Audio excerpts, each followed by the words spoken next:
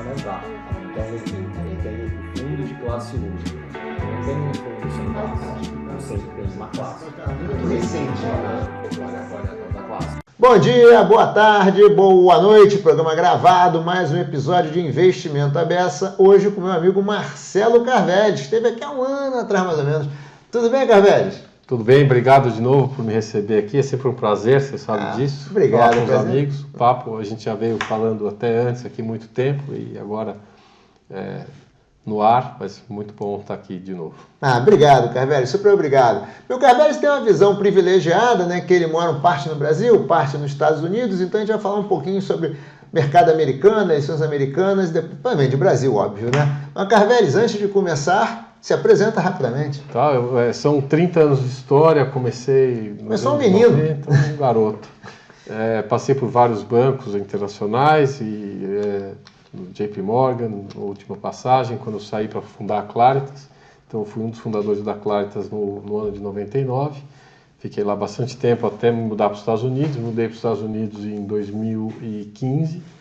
E desde 2015 estou nos Estados Unidos e recentemente eu voltei parcialmente para o Brasil, onde a gente fundou uma outra gestora, que agora faz parte da Avin, da Aquavero, é a gestora da Aquavero, chama Avin Asset, e nós fazemos a parte de gestão de carteiras administradas e fundos para o grupo da Aquavero. Então, essa é a minha última... Eu sou o chefe de investimentos da empresa, então estou lá desde quase 2 anos, fazendo isso há quase 3 aqui, que a gente tinha uma gestora independente, e depois passou para o grupo Aquavero e fazemos gestão de fundos locais e fundos externos, e carteiras locais e carteiras externas. Então tem essa, como você falou, essa visão. O fato de eu estar nos Estados Unidos, hoje passo mais ou menos 70% do tempo nos Estados Unidos, e isso tem ajudado bastante a desenvolver algumas visões aí em todos os campos. Você está em loco lá, né? Você está em loco e, né, vou lá fazer uma visita para ver como é, né? Você conhece, né, o dia a dia. E esse ano, pela primeira vez, eu voto, né? É verdade, você agora tem cidadania já, né? Eu voto, eu não votei nas primárias, não deu tempo, mas esse 5 de novembro eu já vou participar do processo eleitoral lá, né? Olha só. Exatamente. Então me conta um pouquinho, vamos aproveitar essa tua visão privilegiada, começando por esse ponto. Esse ano nós temos eleição americana, uma eleição, né, que Biden renuncia à candidatura no meio do caminho, entra a Câmara, e cenário meio parelho ali, né, eleição polarizada. Como é que você está vendo? Eu tenho que fazer um disclaimer, eu tenho um viés, obviamente, republicano, né, mas eu vou tentar fazer uma avaliação sem vieses ideológicos, porque eu acho que a gente tem que aqui no nosso campo tentar fazer o máximo, ter o máximo de injeção possível, porque a gente tem que tentar explorar realmente o que dá para tirar de informação para transformar isso em resultado para as nossas carteiras. Então, eu vou tirar todos os viéses políticos que eu puder eventualmente ter e você me para se você achar que eu estou indo muito para o lado político. Está dando torcida, está torcendo. Eu acho que essa eleição é diferente por algumas razões. A gente começou... são várias coisas que estão acontecendo pela primeira vez ou com uma certa... são fatos mais raros. Primeiro, assim, é difícil você ter um presidente que não é reeleito. O Trump não foi reeleito. Verdade. Isso, e vai concorrer de novo. Que também é outra coisa. O ex-presidente concorre nunca teve também, né? Você só pode ter 2 mandatos nos Estados Unidos. Não é aqui no Brasil que você pode ter lá 2 mandatos e depois acabou. Nem precisa nem ser consecutivo? Não, só 2 mandatos. Se você tiver 2 mandatos consecutivos, você não pode mais. Se você tiver 2 mandatos, se tiver um mandato depois o intervalo e mais um mandato, também pode.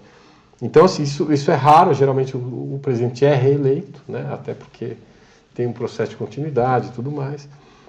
E já não aconteceu na época do Trump. E agora não vai acontecer de novo, porque o Biden, que seria o candidato natural, tanto que foi o candidato que venceu as primárias, infelizmente, ou uma circunstância da vida, ele já não tinha condições físicas isso ficou claro no debate, né? Até então, essa deficiência, vamos dizer assim, essa decadência cognitiva que ele estava apresentando, ela não era tão clara, tão perceptível. Já tinha sinais, mas no debate ficou muito claro, e aí a pressão que que o Partido Democrata sofreu dos próprios membros foi que realmente tinha que substituir.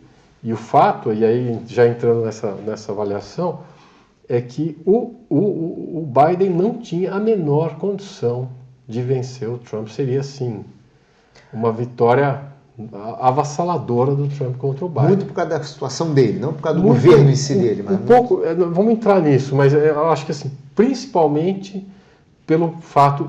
Por que eu estou dizendo isso? Porque quando você mudou o nome, né, o top name ali, saiu de Biden para Harris, apesar da Kamala Harris ter sido, e aí um pouco da minha visão, ela eu acho que foi uma das piores vice-presidentes que os Estados Unidos já teve. Para quem está no Brasil, ela sumiu. Ela teve algumas passagens mais complicadas, ela ficou responsável por cuidar da crise das fronteiras e não fez muita coisa, enfim... Muita crítica, e não é uma crítica só do lado republicano, acho que uma crítica geral sobre a atuação dela. Ela tem uma característica um pouco diferente, assim, ela não é percebida nacionalmente como uma pessoa muito competente, então de novo, assim, óbvio que tem um pouco da nossa crítica pessoal ali, mas ela não é um nome que era o óbvio, mas por fato de ser vice-presidente, de ser mulher... ela se autoproclama negra, não sei isso. Procuradora também? Ela é procuradora, mas ela nem foi uma brilhante procuradora, infelizmente. Mas assim, ela tem alguns outros aspectos, ela é mais jovem, etc. Então, quando mudou isso, quando ela mudou, substituir o Biden por ela, a eleição ficou mais apertada. A gente ouve aqui que as pesquisas não é meio. E hoje você fala assim, certeza que o Trump vai ganhar? Não é. Hoje não é mais certeza, ao contrário, eu até anotei, você tem 7 estados, que são os tal dos swing states, que são estados que ora são democratas, ora são republicanos, e dependendo do ano ou da eleição, eles se posicionam de um jeito. Esses estados vão definir o que vai ser a eleição esse ano. E a gente viu um acirramento da disputa, das campanhas nesses estados, né? Então...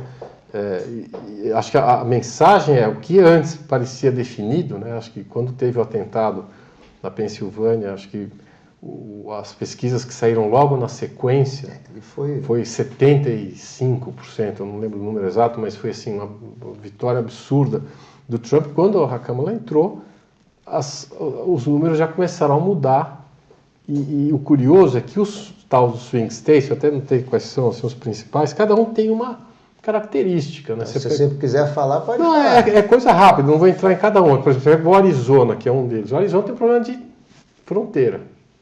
Tem um problema sério de fronteira. Tem um gráfico que eu não trouxe aqui, mas depois posso te passar, do tamanho eles falam das incorrências, né?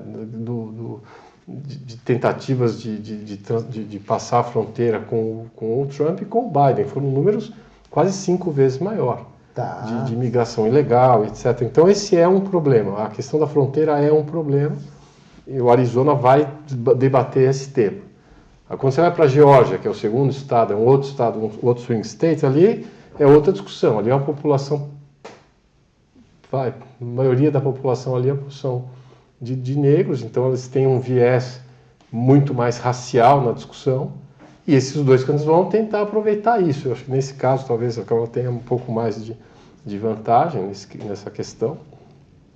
Aí você vai, por exemplo, Michigan é outra história, outro estado swing state. Michigan é o oposto, é a maior população árabe dos Estados Unidos. Uma das maiores. Sério, né? Então, quando você tem essa questão de Israel, Palestina e tal, você tem esse tema sendo discutido em Michigan. Então, nós vamos ver diferentes aspectos dos candidatos sendo discutidos em cada um dos estados. Então, Michigan vai ser essa tocada. Eu anotei também, por exemplo, Nevada é um outro estado que vai ser um estado, um tal de um swing state. Nevada tem muito latino. Então, assim, a discussão também... E, recentemente, você teve um movimento de latinos apoiando o Trump. Então, assim, a briga vai ser... outro tema de discussão, né? Cada um tem o seu... Swing states, cada um com um tema específico. Cada um com um tema específico. Pensilvânia Acho que Pensilvânia é interessante porque a Pensilvânia é um problema econômico. Ali vai ser difícil, por exemplo, porque Pensilvânia é um dos estados que tem sofrido mais com a questão de inflação e de custo de vida aumentando, de desemprego, etc. e tal. Então, isso vai ser associado às políticas do Biden e, obviamente, da continuidade dessas políticas da Kamala Harris. Então, provavelmente a gente vai ter um viés ali. Ali é discurso. Vai ser interessante acompanhar como vão ser as conversas nesses estados, mas o foco deve ser economia. Na Pensilvânia deve ser economia, que é bem diferente de outros. Não tem nada a ver com os outros até agora? Não, cada um diferente do outro. Por exemplo, aí você tem a Carolina do Norte, que é um estado que é uma dúvida, a gente historicamente esse gap vem fechando, não sei se tem algum ponto específico. E por último, que eu notei, o Wisconsin, que esse tem uma característica que tem um pouco diferente também, que assim, lá você tem o impacto de um terceiro candidato, do independente. Então é o Kennedy, é quem quer que seja. Quem esse cara vai, esse terceira opção no estado de Wisconsin, ele tem mais peso. Então quem eventualmente esse candidato é um estado alternativo. E ele pode tender essa... Então vai ser interessante. Você tem 7 estados que são talvez que se decidam ali, que são esses estados que eu mencionei, cada um com um tema diferente. Olha só. Isso que eu acho que vai ser interessante, assim, sempre prognóstico, o que você acha que vai acontecer e tal. Eu ainda acho, aí eu tenho um pouco de torcida, eu ainda acho que vai ser Trump, mas não acho que está definido e não acho que o jogo está ganho para nenhum deles. E me conta uma coisa, o que você acha, assim, ganhando um ou ganhando outro? Plataformas econômicas, o que você acha que os Estados Unidos deslancha mais ou menos? A gente falou um pouco sobre isso aqui, né? Assim, incrível que pareça, a gente tem essa visão do Brasil, né? Que ano de eleição, são anos voláteis e etc. E nos Estados Unidos eu acho que é um pouco diferente. Assim, você tem, acho que um conceito dá menos peso para a eleição em si, eu acho que por conta das instituições serem mais, talvez mais solidificadas ou mais estruturadas, as diferenças que existem, sim, existem diferenças, né, condições de política econômica e política fiscal também, mas elas têm menos impacto na parte de investimentos. Acho que, inclusive, eu até mencionei para você, tem um paper da Fidelity que fala aí, avalia como foram as performances de bolsa em anos eleitorais. Na média eles são anos positivos, desde 1950. Então, assim, o investidor tem uma tendência a olhar muito mais para fundamento de mais médio e longo prazo do que se contaminar com pequenas, ou não pequenas, mas com volatilidades de médio e de curto prazo por conta de política, porque eu acho que existe uma condução maior e muitas das... A gente brinca que o mercado não tem partido, né? O mercado ele não tem uma preferência por A ou por B. Você tem setores que são mais favorecidos num determinado mercado, num determinado governo, tem setores que são favorecidos no outro, mas isso no médio e longo prazo ele tende a se dissipar. Tá. Então, e não gera efeitos assim de longo prazo. Por exemplo, agora fala assim que o Biden, tem até o nome, Biden Economics, né? Mas tinha tudo isso, né? Tinha o Obama, tinha do Clinton, tinha do Reagan, tinha de todos. Então, assim, isso faz parte, né? Isso do modus operandi ali. Não acho que isso tenha um impacto significativo e que a gente consiga fazer posições de curto prazo para se beneficiar muito. Obviamente, alguma volatilidade tem, né? Principalmente setores. Acho que assim, tem umas linhas gerais, né? Que as políticas do Trump são mais inflacionárias, porque são a política fiscal mais no sentido de cortar impostos, etc., o contrário, mas isso não é o Trump, né? Os republicanos, em geral, têm uma política de menos impostos, democratas têm impostos maiores, com os seus benefícios e custos de cada uma delas. Tá. Você pode escolher qual você acha melhor. Né? Um estado Coisa um pouco mais maior, racional, outro hein? estado um pouco menor, mas você tem uma discussão técnica em cima disso. Né? E as preferências são... Você tem setores que são mais beneficiados por um determinado visão, outros são por menos, carro elétrico, setor de petróleo, exploração de gás, de recursos petróleo, naturais. gás, Você tem todos esses pequenos, não são pequenos, você tem todos esses detalhes que são, um ponto importante, né, que eu acho que sim, isso tem uma certa diferença. Eu acho que existe sim um impacto, pode existir um impacto, principalmente com uma questão de comércio exterior com o Trump, maior do que o impacto com Kamala Harris. Impacto... Eu acho que os Estados Unidos com o Trump tende a ser mais fechado. Tá. Por quê? Porque você tende a... isso ele já falou, isso não é novidade para ninguém, ele tende a aumentar as tarifas com os países onde os Estados Unidos têm déficits comerciais maiores. Então isso deve acontecer. Isso é uma coisa. Outra coisa que deve acontecer também é, por exemplo, na questão geopolítica. O Trump já vem cobrando, por exemplo, a OTAN há muito tempo, que ele vai falar, vou parar de botar dinheiro ali para defender vocês. Vocês têm um problema lá com a Rússia, você tem que botar dinheiro vocês, a gente vai ajudar aqui, mas né, a gente não é pai de ninguém ali. Vocês vão ter que... Então ele está cobrando uma atitude...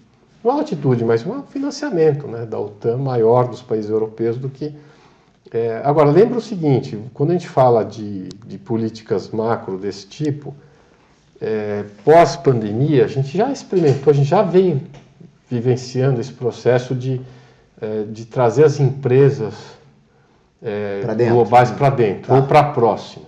Né? Isso vem acontecendo, não é um processo que vai acontecer com o Trump, vai acontecer... É um processo, por isso eu falo, que é maior do que o partido político que está lá. Isso foi uma experiência com as cadeias de produção que foram rompidas na época do Covid.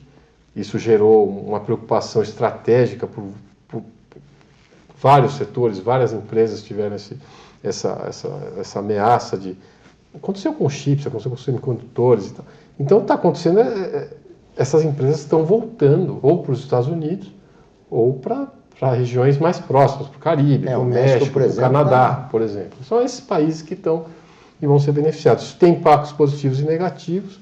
Um deles é que provavelmente esses produtos vão ser um pouco mais caros, vão ser, porque as condições, principalmente de trabalho, nesses países não são tão, vamos dizer, flexíveis, né? Como na Ásia, né? Você lá tem uma condição muito mais aberta e por conta disso custos menores. Mas quando você vai falar em México, em Canadá, em Caribe, etc., você não tem tanta flexibilidade, exatamente. Então você deve ter, você compensa isso com frete, compensa isso com outras situações, mas ainda assim, acho que no geral, por isso que a gente fala, talvez Trump seja um pouquinho mais inflacionário, né, por conta disso, porque tem não só essa, mas tem mais esses fechadinha, né? também. Né? Tá. Agora me conta uma coisa, cara. Nesse teu cenário, a gente tem, chegando aí na frente, parece que uma redução de taxa de juros, que o Fed vai promover. Aí a questão Trump e Kamala, você acha que tem alguns, nos próximos 4 anos, no curto prazo, vantagens ou desvantagens? Algum deles você acha que é melhor para o Brasil? Para juros? Não, primeiro vamos separar vamos falar de juros, porque acho que assim, é importante só desenhar esse pano de fundo. Eu acho que finalmente essa discussão de quando, antes era se vai ou não vai. Aqui em janeiro, quando vai. Aqui no Brasil, em janeiro, tinha uma aposta de que os juros ia cair muito forte. Mas o mercado é bipolar, né? Eu canso de falar isso. Você hora acha que o juro vai despencar, hora acha que ele vai voltar para a época do que era o juro do Paul Volcker, e hora que você acha que vai ter recessão. Esse mês já teve todos os sentimentos ao mesmo tempo. No começo de agosto, o mercado começou a precificar que os cortes seriam muito mais agressivos por conta de uma recessão. Teve aquele dia do Japão, né? Foi o dia que o Japão anunciou aumento de juros, que teve o circuit breaker lá, enfim. Mas tirando essa bipolaridade do mercado, eu acho que assim, você tirando essa poluição de informação que você tem no dia a dia, eu acho que o que a gente tem visto? Né? A gente tem visto um Fed preocupado com a inflação. Lembra, eu sempre gosto de falar, o Fed tem o que ele chama dual mandate, ele vai olhar inflação e vai olhar emprego. Tá. Então ele tem sempre que balancear as taxas de juros vão ser o instrumento que ele tem, e elas vão ser definidas para tentar, vamos dizer, minimizar os impactos no emprego, trazendo a inflação para a meta, que é o tal do pouso suave que todo mundo quer que aconteça, que é o melhor cenário para todo mundo. Não, depois de um ano com taxa nesse patamar, né? Então, o pouso suave está no lucro, né? Exato. Mas o que ele está fazendo? Ele está monitorando isso com muita calma, está enxugando os balanços, não é? Porque, lembra, não é só aumento de juros. Tem o tal do quantitative tightening também que ele está fazendo, que é diminuir o tamanho dos balanços do Fed. Ele tem feito isso também. Então você tem duas forças ali ao mesmo tempo. Você tem uma outra força do outro lado, que é a parte fiscal, né? Você continua gastando dinheiro, injetando, né, tendo esse estímulo fiscal. Então você tem um fiscal expansionista e um monetário contracionista. Lá também. Lá também. Tá. Esse acho que é uma característica global. Né? No Brasil é bem isso, né? A gente está vendo isso. E lá também é assim. Só que você tem hoje, então o que está acontecendo? Ele colocou o juro no patamar contracionista, claramente, e você está esperando o momento de trazer esse juro para o neutro. Tá bom. Trazer o juro para o neutro é diferente de trazer o juro para o patamar expansionista, que seria o remédio para uma eventual recessão. Tá bom. Ou seja, errei a dose aqui. São dois cenários bem diferentes. Eu vou ter que trazer o juro para o zero, para o neutro. Eu não sei qual é o neutro. Vamos dizer que o neutro seja 3. Tá bom. Só para efeito de exemplificação aqui. O juro está aqui em 5,5. Eu vou trazer ele para 3. Essa redução de 5,5 para 3 é uma redução saudável. Você vai tirar, vai soltar o que você contraiu a mais e vai deixar a economia fluir de forma neutra. Isso aí é o que hoje está sendo precificado. Tá. Nós estamos precificando hoje um processo de redução de juros para um patamar neutro e imaginando que a atividade não tem um impacto negativo relevante, ou que ela simplesmente ceda o suficiente para comportar essa inflação, e você vai ter números bonitos na inflação e números bonitos no crescimento e no emprego. Qual que é o risco que a gente viu no começo do mês aqui? É você começar a achar que você deu muito mais remédio do que deveria, e você tem que trazer esse juro, em vez de 5,5 para 3, você precisa trazer ele para passar do neutro e ir para o expansionista. Ou seja, eu exagerei aqui, agora tem que dar um antídoto. A economia estivesse assim, no limiar de entrar no processo recessivo. Então muita gente pergunta, mas queda de juros é bom para a ação? A resposta é depende. Né? Depende é uma boa, hein? Depende, não, porque você sabe disso melhor que eu. Quando você faz o preço da ação é o fluxo de caixa futuro descontado a taxa de juros.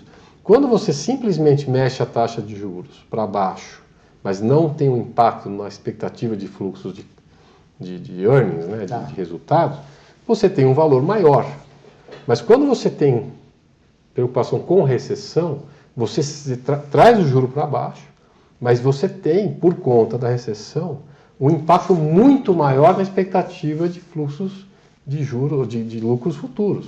Sim. Então você cai o numerador e cai o denominador também, só que o numerador cai mais rápido. Então você acaba tendo um impacto negativo. Você pode ter ações caindo com um cenário de taxa de juros caindo. Sim. Estou descontando uma taxa menor. Só que você está descontando um fluxo também menor, porque a expectativa é muito, muito mais negativa. Então, assim, foi o que aconteceu no começo do ano. No começo do mês. Você começou a precificar ou imaginar que você teria recessão.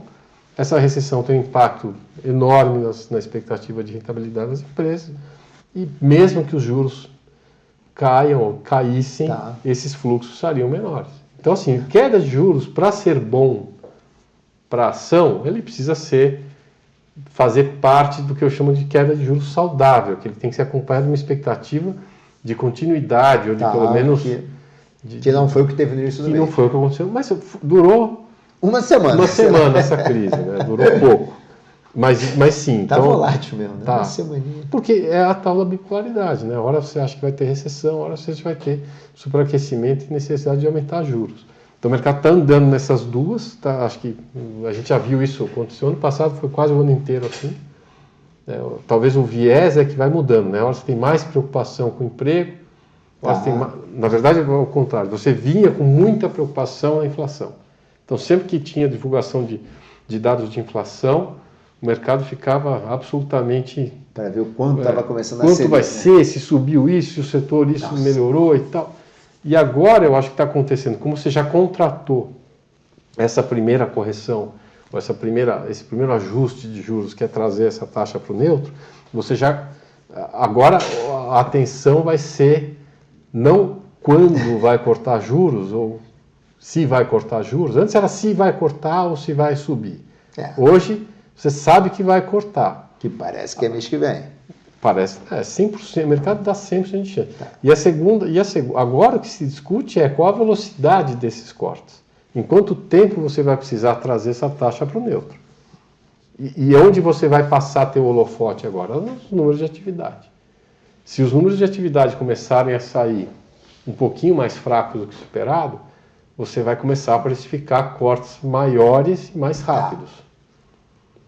Talvez não saudáveis, porque, de novo, você pode ter, dependendo desse número, se você começar a imaginar que esse remédio foi muito intenso e que foi exagerado e que agora o Fed vai precisar virar a mão, vai dar um cavalo de pau e jogar esse juro para o campo expansionista, você vai ter um impacto negativo nos valuations, sem dúvida nenhuma. Mas então essas emoções que a gente espera agora. Vamos olhar o que vai ser agora cada vez. Vai continuar olhando para a inflação. Né? Essa semana tem PCI, tem números importantes, mas assim, o emprego e a atividade vai ser, hoje, talvez tenha ganho mais importância depois desses últimos eventos. Né? Mas você está falando assim, pelo que eu estou entendendo, cara, é meio que o Powell venha falando assim, temos que olhar os dados. Ele sempre falou isso, né? E uma coisa que eu acho interessante desse Banco Central é que, apesar de ele ter errado, e ele errou, né, errou em vários momentos, né? Ele primeiro falou que não tinha inflação, depois falou que a inflação era temporária, depois falou que não, mas só que ele apesar de ter errado, né, ele não teve medo de corrigir o rumo. Isso é verdade. Então, tem que subir? Vai subir. Nós vamos fazer o que tem que fazer.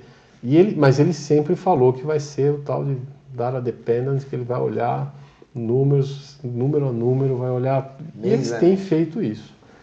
Por isso que traz essa volatilidade também para o mercado. Fala, já que o Fed está olhando número a número, eu também vou olhar. Então, assim, eu vou tentar reagir na frente dele. Saiu o número errado de emprego, você vê o mercado já com uma volatilidade enorme, se esse número sai muito fora do esperado. Né? Nossa... E me conta agora, fala um pouquinho de Brasil? Vamos. E Brasil? O juro americano caindo, em teoria, para o Brasil, ótimo. Ou não, vamos lá, você vai falar. Mas parece que a gente está numa toada, talvez, de subir, né? E aí, como é que você nós vê estamos isso? com a Bolsa. Assim, eu brinco com a turma do escritório lá, que o pessoal a Bolsa está em all-time high, máximas históricas. Não é verdade, né? A Bolsa brasileira está em máximas históricas, em reais. O que não quer dizer que a Bolsa... Aliás, eu acho esse um erro, desculpa, assim, um erro primário até, de falar que a Bolsa está na sua máxima histórica, porque você tem que olhar esse número em dólar. Quer dizer, e em dólar a Bolsa está muito longe de estar em máximas históricas. O que significa isso, né? A Bolsa brasileira, ela é barata. Assim, acho que eu não sou especialista em Bolsa brasileira, mas ela está barata.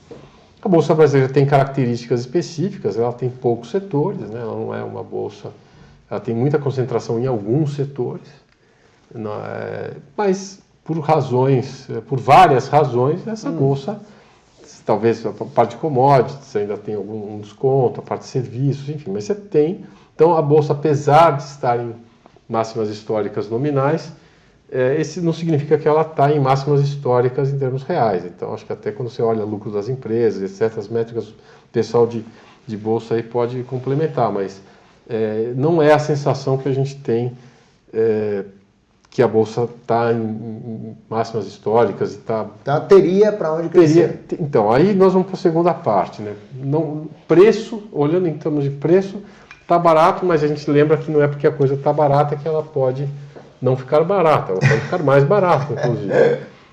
E a gente tem, assim, eu gosto de olhar, eu acho que o Brasil ele é um lugar tático, não de investimento. Então você tem que ter, ela pode estar barata, mas ela precisa ter o tal do gatilho, né? Ela precisa ter o trigger para você, o que vai fazer esse negócio andar? Tá.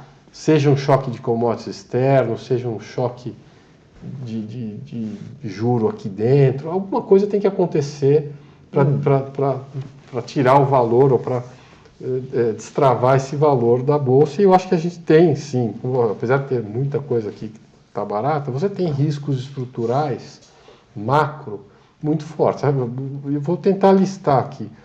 Olhando como estrangeiro, o Brasil não é hoje uma fonte de investimento, uma fonte de atração de dinheiro. Aí, infelizmente, o Brasil, ele pode até ser, a gente já ouviu isso de outras pessoas muito boas, o Brasil pode ser até o menos feio dos emergentes. Eu até concordo com isso. O Brasil, assim, quando você olha China, Índia, outros emergentes, o Brasil até está bonito dentro desse universo ali. O problema é que hoje você tem uma outra fonte de atração de dinheiro, que é os Estados Unidos, que vem já sendo, né? Imagina, você tem um lugar onde a renda fixa que não era atrativa virou atrativa, né? Você passou a ter uma taxa livre de risco aí de 5,5, 5,25, 5,5, e você tem setores que estão encabeçando a nova revolução tecnológica, que é toda essa história de inteligência artificial, de cibersegurança, enfim. São todos esses temas que esses temas não são temas presentes na Bolsa Brasileira. Não adianta. Tecnologia no Brasil é Nubank, não sei o que é. É uma coisa, é complicado. Então, assim, isso também atrai capital. Quando você vê o que está acontecendo... Então, quando o Brasil precisa ter um incentivo, um gatilho para começar a destravar valores aqui. E o fluxo de estrangeiros não é um deles por enquanto. Tá. Não é. Esse é o problema. Não está barato o suficiente, pelo menos. Ou não está barato, ou fala assim, pode ficar barato. Eu tenho outras coisas que eu tenho mais interesse de curto prazo em alocar meu capital. Tá. Curiosidade, a gente faz entre as coisas que a gente olha, a gente acompanha carteiras de hedge funds, para saber onde que são 50, a gente olha 57 hedge funds globais, são fundos bem técnicos, são nomes bem selecionados, e a gente tenta entender aonde esses caras, mapear um pouco o fluxo disso daí. Desses nomes que a gente acompanha, para você ter uma ideia, um único fundo, para falar em nomes brasileiros, eles tinham posição em Petrobras, e um outro fundo tinha posição em Nubank. E é isso aí. Acabou. Só. A gente olha, são 57 fundos, na média 20 posições por fundo. São os top 20, assim, os principais. Então, muito pouca exposição ao Brasil, em fundos que têm essa visão mais oportunista, ou mais... Obviamente, você vai pegar outros que têm mandatos de mercados emergentes, etc., talvez tenham mais, mas esses que são mandatos livres... Tá, um mandato global. Mandato global livre. Tá. O cara pode fazer o que ele quiser. Se ele quiser fazer 100% do Brasil, ele pode. Se ele achar que o Brasil é a bola... Cara, já vimos isso, exposições em China, por exemplo. A gente conseguia mapear o quanto esses caras se expunham em China e quanto eles deixaram de se expor em China, que é outra coisa. Esses mesmos fundos tinham exposições que chegavam a 30%, 40% em China, ou em nomes de China. Hoje, esse número é menos de 2%. Virou muito mais foco em Estados Unidos, e principalmente nesses nomes das saiu das isso emergentes. Eu estou te contando assim, o que aconteceu nesses últimos, talvez últimos 12 meses. Esse foi um movimento que aconteceu e foi mapeado, isso não é uma coisa da minha cabeça. São nomes que a gente acompanha, que a gente respeita muito, e está vendo como é que esses caras se comportam. Então, tem esse problema do Brasil estar um pouco fora da rota do foco, né? Então, esse é um problema.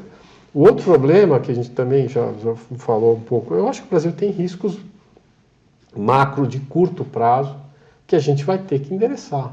E o maior deles é o tal do risco fiscal. A gente tem um desafio enorme pela frente. Apesar de números positivos na economia por enquanto, etc., você tem desafio, você tem certeza que você vai ter um agravamento da situação fiscal brasileira nos próximos 2 anos, aí, se nada for feito. Agora, o nada for feito significa uma mudança de postura do governo em relação ao gasto público, que eu acho que não vai acontecer. Pode ser que aconteça, mas eu acho muito difícil de acontecer, principalmente porque você tem calendários, tem eleição esse ano que vem não tem eleição, mas tem a preparação para a grande eleição presidencial de governadores e majoritários, são as eleições de 26.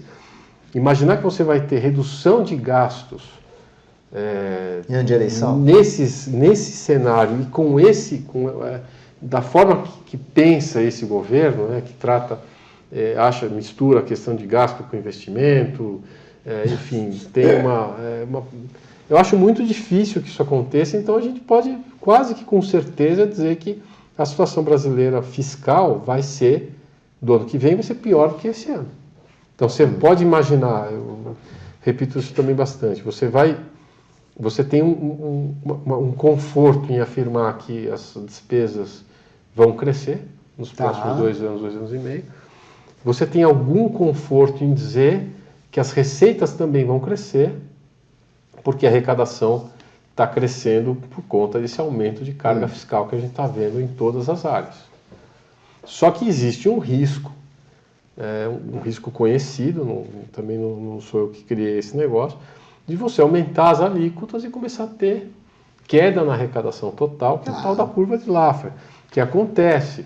Então você pode sim ter um momento que a gente pode, não sei se esse momento vai ser esse ano, se vai ser ano que vem, onde você começa a ver a arrecadação praticamente se mantendo constante, ou estolar, né, no termo, e porque você, mesmo aumentando a alíquota, não consegue aumentar a arrecadação.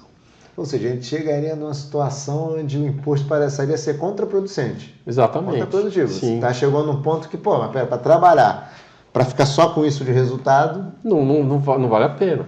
E isso inibe novas iniciativas, né? O empresário, quando olha como ele deve se organizar para cumprir as exigências tributárias, ele fala, o custo que isso representa, eu ter que contratar um advogado, e mesmo assim essa insegurança do cara pagar imposto e amanhã ter que revisar esse imposto que ele pagou, na verdade era para pagar mais, ou o imposto que ele foi isento, na verdade ele vai ter que pagar. Então, você tem todos os aspectos, inseguranças jurídicas, né? Um pouco da insegurança jurídica, né, também isso aí. Isso sim, porque você tem visto o judiciário meio que tomando decisões políticas, principalmente nessa questão de arrecadação. Também, né? Isso também gera algum tipo de insegurança e inibe novas iniciativas. O empresário, quando olha aquilo, fala, eu não consigo sequer calcular minha taxa de retorno no investimento novo que eu vou fazer. Porque ele não consegue entender qual é o mecanismo tributário que ele está sujeito. Eu comentei esse número, essa última versão que passou, parece que são 1.600 exceções. 1.600 exceções nesse novo IVA. Esse número, exceções tem mais exceção que regra. Tem que olhar esse número exato. Então você vai ter vai ser o modelo da gestão por exceção. Você vai ter que procurar um jeito de se enquadrar nas exceções. E o Brasil tem essas bizarrices, né, que a gente já viu. Eu não lembro exatamente, mas tem situações, por exemplo, onde o bombom sonho de valsa mudou a categoria, que passou a não ser bombom, passou a ser wafer, porque o wafer bolar é menos imposto do que o... E aí você começa com essas o custo que você tem para fazer essa reorganização e esse planejamento tributário é muito alto. Isso tem um impacto. Então, essa situação, quando você olha isso de um panorama macro, é difícil você ficar otimista, né? A gente até comentou isso, o que eu acho muito provável que no final desse processo todo aqui, daqui 2 anos ou 3, no próximo governo, a gente tenha que rever e revisitar, né, o termo, todas essas reformas. A gente vai ter que fazer a reforma da reforma. Outra reforma da Previdência, outra reforma reforma da Previdência, com certeza. Isso também está caminhando para um outro problema. Então, e tem tido dados assim, que para mim são alarmantes até, né? Quando eu cheguei no Brasil aqui em junho, eu tive algumas reuniões aqui no começo do mês, e eu tive um dado que é não comprovável, mas é uma informação que veio de um escritório de assessoria que faz isso, especializado. Ele falou assim, eu tenho 800 clientes esse ano que já deram saída fiscal do Brasil para o Uruguai. Esse é o número que ele me passou. Eu falei, não é o ditado, eu não tenho como saber se esse número é... Nossa. Mas ele falou, eu tenho 800 clientes grandes que já deram saída fiscal do Brasil esse ano e foram fazer... Falou que a coisa que mais que a gente faz aqui é a operação de saída fiscal para o Uruguai. Então, obviamente, eu imagino que não são clientes pequenos. Sim. E isso é um pouco das razões por que você aumentar a alíquota de forma exagerada, faz com que lá na frente você tenha queda no nível de arrecadação, porque o empresário fala, se eu tiver que pagar 20% de imposto, 25%, eu fico. Para pagar 45%, talvez não vale a pena ficar. Eu vou refazer a minha estrutura e vou embora. Certo. E você tem uma situação específica aqui no Uruguai, no nosso vizinho, que oferece condições extremamente vantajosas para quem leva o dinheiro para lá. Então, você está tendo um desenvolvimento ali em Punta, o pessoal vai passar o ano novo lá, fica 2 meses no Uruguai e já cumpriu a obrigação. Nossa. Agora, Gabriel, tem uma coisa que você está falando, porque o que preocupa no que você está falando é que, assim, as próprias mudanças estruturais do Brasil são muito acanhadas, né? A gente fez uma mudança da Previdência tem pouquíssimos anos. A reforma tributária a gente está discutindo e você já está sinalizando de que talvez fique mais caro e talvez tenha que fazer um remendo, né? Então, assim, a gente fica num negócio ali andando... Teve algumas coisas que aconteceram recentemente que eu acho que foram marcha ré, né, no país. Eu acho que esse arcabouço fiscal, que foi até de certa forma celebrado no começo do ano passado, eu pessoalmente achei um grande retrocesso. A gente já falou sobre isso. Eu acho que a pior coisa que você colocou ali foi tirar a responsabilidade criminal, né, penal sobre o não cumprimento das metas. Então, quando você não tem uma ameaça, uma penalidade em não cumprir, como você tinha antes, você praticamente deu uma carta branca ali para o gestor e falou, cara, pode fazer, né? E teve uma coisa também, né, que a meta do ano, você decide, entendeu? Que mudaram a meta de 25, né? Além de ter sido feito, ajustado para pior, já foi desrespeitado no primeiro mês ali, no segundo mês, já viu que não vai acontecer. Então, e pode ser que não aconteça de novo. Então, não foi para pior, acho que não foi uma mudança positiva. A reforma tributária, ela foi feita de forma também, talvez, muito pouco discutida, né? A gente viu o que aconteceu quando da aprovação, né, desse texto, muitos deputados nem sequer leram, não tiveram tempo de ler. Receberam lá um calhamaço de 500 páginas, não sei quantas, e não tiveram tempo de ler, não sabem o que estão aprovando.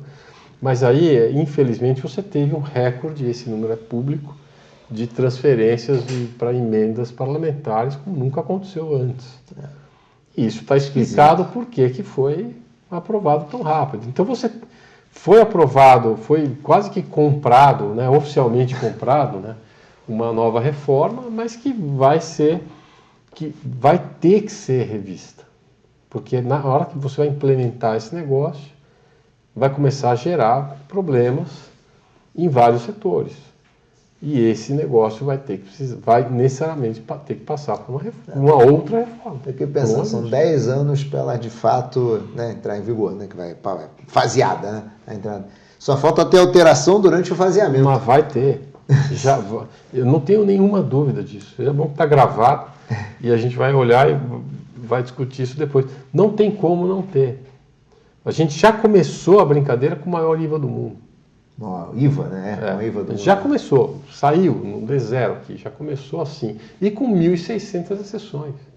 Tá explicado porque também é tão alto, né? Tanta exceção, porque a exceção faz com que o pagador médio do imposto tenha o meu camarãozinho tem que ser uma exceção, né? O seu camarão, a carne, não sei o gostinho. quê. Aí vai começar a bolachinha do café do deputado, enfim, começam situações onde você perde o controle. 1.600 são. Nossa, você não consegue nem listar isso. Não dá. Dia do céu. Então acho que são essas preocupações, e eu acho que isso acaba, por exemplo, por que a bolsa não anda, ou por que anda?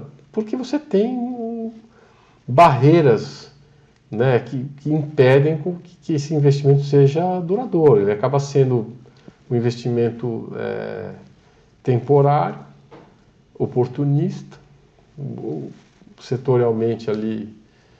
Vou fazer alguma coisa para pegar eventualmente um dividendo aqui, ou uma situação específica de uma empresa e tal, mas ele não é um investimento estrutural, né? Você não consegue trazer aquele dinheiro de longuíssimo prazo, principalmente o dinheiro estrangeiro. Você tem local, sim, até por força de obrigação, mas de mandato, né, de regulação, mas você não tem isso, esse fluxo que faria a diferença, ele acaba não vindo. Nossa. Né? Carvalho, infelizmente a gente está chegando aqui para o final, passa rápido, né, rapaz? A gente vai falando rápido aqui. Vai se divertindo. Vai se divertindo aqui, mesmo com as notícias não são muito boas às vezes, né? Mas tem um ponto aqui que você estava falando que eu fico assim, qual é então a história que a gente tem que contar para conseguir tornar um país interessante? Esse é o ponto, né? Porque a gente, assim, as nossas reformas estruturais são meia boca, né? A gente é um país que baixa a produtividade, um arcabouço fiscal que é meio para inglês ver, né? Então, uma questão fiscal que você mesmo colocou continua sempre ali batendo assim, sempre ali. Que história que a gente conta, então? O que a gente tem que... Porque do jeito que está, a gente não consegue atrair ninguém mesmo. Não tem uma história boa para contar assim, de longo prazo. A gente vai conseguir atrair no momento que a gente tiver uma... Por exemplo, eu até também comentei isso um pouco antes. O Brasil sempre foi cíclico, né? Ele teve governos melhores, governos menos, não melhores, mas piores e menos piores, e você teve correções de rota várias vezes, né? A gente teve 2 Lulas, 2 Dilmas, acho que os primeiros governos Lula nem foram tão ruins nesse... O primeiro não foi, o segundo foi um pouco pior, a Dilma foi um desastre, mas aí você teve logo depois o Temer, que foi, eu acho que, eu brinco, eu até falo publicamente, foi talvez talvez o melhor presidente que a gente já teve nos últimos tempos, assim, conseguiu, porque não estava preocupado justamente com a aprovação popular, né? A popularidade dele era 2% na época, e ele conseguiu fazer mudanças importantíssimas na época, deu sequência a Bolsonaro, com todas as críticas e tudo que aconteceu, mas teve pandemia, etc., e depois agora você teve a volta para um outro governo com um viés... mais Dilma do que Lula. Dilma 3, né, assim, nessa questão de gasto público, de responsabilidade fiscal e tudo mais. Então, assim, isso vai gerar um preço também. Então, o que eu falei, eu acho, como o Brasil tem essa característica de pendular, né, de entre ruins e não tão ruins, eu acho e espero que o próximo governo pegue um país, vai pegar certamente uma situação pior, e que tenha coragem de fazer as mudanças, ou pelo menos começar a fazer as mudanças que precisam ser feitas. Eu não acho que vão conseguir fazer tudo, mas simplesmente o fato de você ter a expectativa e a esperança de que você vai colocar algumas coisas no trilho, já vai ser sozinho uma história boa para contar. Então, assim, existe essa história da esperança, porque a gente sabe, o Brasil tem riquezas enormes, é uma das maiores economias do mundo, tem território, tem riqueza natural, tem mão de obra, enfim, tem muita coisa boa que poderia ser melhor aproveitada. Agora tem Então a expectativa da melhora já vai fazer o mercado andar. Eu não tenho muita dúvida disso. Então, assim, se a gente tiver aí daqui 2 anos uma expectativa de uma mudança de governo, eu não estou dizendo nenhum nome, eu não sei, mas com um discurso um pouco mais responsável em termos fiscais. Uma outra coisa que é um pouco política, mas também tem impacto negativo, o Brasil tem geopoliticamente escolhido o lado errado sempre da história, né? Assim, isso não é um conforto. Quando você vê o governo se aliando com grupos, ou com blocos, com os blocos que ele está se aliando, né? Você mandou o vice-presidente para um encontro onde já tinha representante ali de Hamas, de outros grupos. Aquele negócio não pega bem, né? Quando você se coloca em oposição, você tem de um lado os Estados Unidos, a Europa, Israel, no caso, e do outro lado você tem mas geopoliticamente, para quem quer ser um player global, assim, tem influência. É complicado, você acaba tendo barreiras. Então, assim, não seria surpresa você começar a ter dificuldade, por exemplo, para turismo, né? Tanto de brasileiro lá para fora, quanto pouco interesse dos estrangeiros vindo para cá. Enfim, você começa a ter impactos negativos por conta dessa visão de posicionamento errada no mundo. Também. A gente infelizmente tem alguma coisa aqui, né, que é falta uma visão mais consolidada de nós somos economia capitalista, sim ou não, né? Se a gente vamos tentar criar um ambiente de negócio que seja produtivo, né? E aí fica um negócio meio que não sai do lugar, né? Porque meio que mas, por exemplo, vamos taxar o rendimento nas concessões. O cara tem a concessão, mas só pode ganhar tanto, né? Vamos, em vez de melhorar o ambiente de negócio, vamos criar barreiras para evitar. E você começa a criar tanta barreira que desincentiva o capital de risco. Né? Desincentiva o capital de risco, né? Mas, ou seja, o Brasil tem muitas oportunidades. É colocar as coisas no lugar. E lembra que o Brasil vai ser sempre aquele ciclo, pouco melhor, pouco pior. Acho que, infelizmente, a gente nunca vai, ou vai demorar muito para a gente se descolar e virar como no passado se esperava que o Brasil seguiria o caminho dos asiáticos, etc. e tal. Acho muito difícil que isso aconteça. O Brasil anda na sua velocidade, é uma velocidade mais lenta, mas ele pode sim ter oportunidades, mais por conta do tamanho, por conta do tamanho da economia, do tamanho do mercado consumidor. Enfim, você tem realmente coisas que daria para explorar melhor aqui. Tá certo, meu cara. Carveles, infelizmente a gente tem que terminar. Foi um prazer. Super obrigado. Obrigado a você. Valeu, Carveles. Obrigado, cara. Valeu. Gente, mais um episódio de Investimento à Beça com Marcelo Carveles hoje. Grande abraço. Valeu, Carveles. Abraço, gente.